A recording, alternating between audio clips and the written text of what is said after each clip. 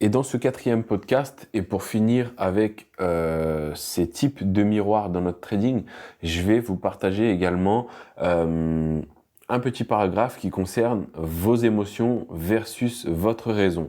Donc on dit souvent en fait qu'il convient de décider avec sa tête, ça paraît logique, c'est une chose que même moi je me répète en fait tous les jours. Des fois par exemple j'applique des choses que je dois pas du tout faire et je me dis mais en fait c'est pas du tout logique ce que j'ai fait là.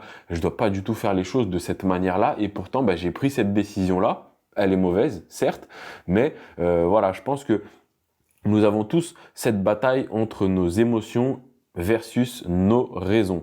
Et donc, en fait, seulement en pratique, on voit bien que nous, autres humains, décidons réellement avec nos émotions. C'est donc pour cela que nous échouons à mettre en pratique nos plans de trading. Dans ces conditions, vous allez me dire, à quoi bon faire un plan de trading, hein? Et en fait, l'idée est que le plan de trading, en fait, sert uniquement quand nous sommes au clair sur nos émotions. Voilà, je vais le répéter pour que vous compreniez bien le principe et que vous entendez bien ce que je viens de vous dire là. En fait, le plan de trading nous sert uniquement quand nous sommes au clair sur nos émotions. C'est seulement quand perdre ou gagner de l'argent en appliquant le plan ne nous retourne plus que nous sommes dans des conditions du succès. Voilà. Pour ceux qui n'ont pas compris, je vais répéter cette phrase. C'est seulement quand perdre ou gagner de l'argent en appliquant le plan ne nous retourne plus que nous sommes dans des conditions du succès.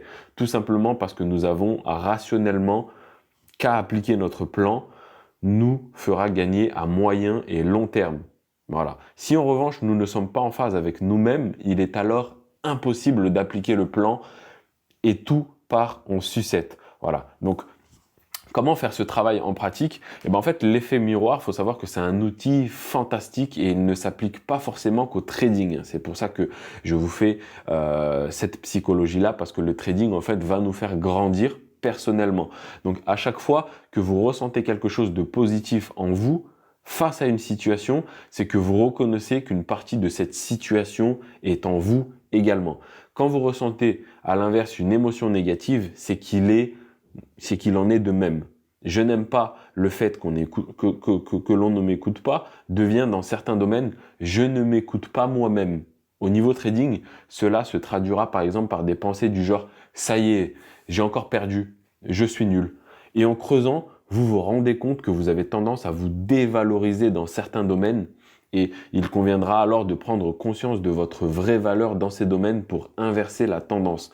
Vous trouverez forcément un contre-exemple où vous avez réussi de belle manière un projet. Et en fait, pour le trading, ce sera de prendre conscience qu'il est normal de ne pas tout réussir dans la mesure où il y a une grande part de hasard et que ce dernier ne remet pas en cause votre valeur.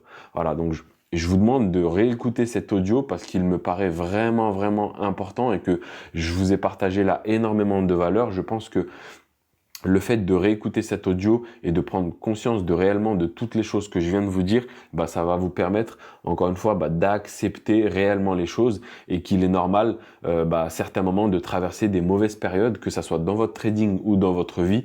Et finalement, le fait de l'accepter réellement au fond de vous-même, et cela ne va pas remettre en cause votre valeur et cela sera vraiment important dans votre objectif de pouvoir progresser, que ça soit encore une fois dans votre trading ou dans votre vie au quotidien, peu importe le domaine dans lequel vous voulez progresser. Merci.